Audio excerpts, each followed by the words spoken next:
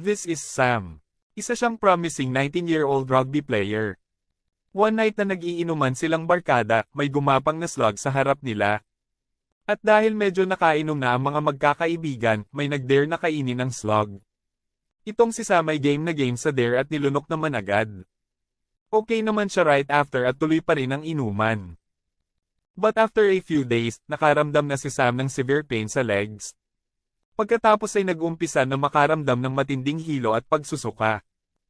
Nang dinala siya sa hospital, di nila akalain na makokoma ito ng 420 days at magiging paralyzed for 8 years and will eventually cause his death. So anong nangyari? Yung slug na nakain ni Sam is infected with rat lungworm. Isa itong parasitic worm na usually nakikita sa mga daga. Nata-transfer ang parasite sa slugs kapag kinain ito ang dumi ng daga. Sa kadalasan naman ay mild lang ang symptoms ng rat lungworm disease and mostly sa mga tao na meron ito ay nakaka-recover din within a few days. Pero may rare instances na malala talaga ang symptoms katulad ng nangyari kay Sam. Ang parasite na ito ay magpe-penetrate sa inner lining ng intestines, maglalakbay sa liver or lungs or sa likod ng mata hanggang sa mamatay ang parasite. Sa case ni Sam, nagpunta ito sa brain niya at na-damage ang membranes and nerves na naging reason ng comatose at pagiging paralyzed niya. Di na rin siya makakain normally. Sa tube na pinapadaan ang pagkain niya. Nagbago totally ang buhay ni Sam nung nagising na siya from his coma.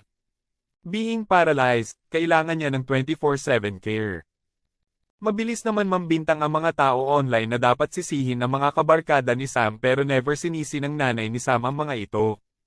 In fact, lagi nilang dinadalaw sa hospital si Sam at pagkalabas nito ay lagi din silang tumatambay sa kanila lalo na pag manonood ng rugby game sa TV. Nag-raise din sila ng malaking halaga para sa expenses ni Sam pero hindi enough para sa buong buhay niya. Nag-apply ang nanay ni Sam ng disability insurance ng government at mabuti naman at nakuha nila ito. Unfortunately, dahil sa mga health complications ni Sam, pumanaw na siya after 8 years at the age of 27. At ang final words ni Sam sa kanyang nanay na nag-alaga unconditionally sa kanya araw-araw ay, "I love you."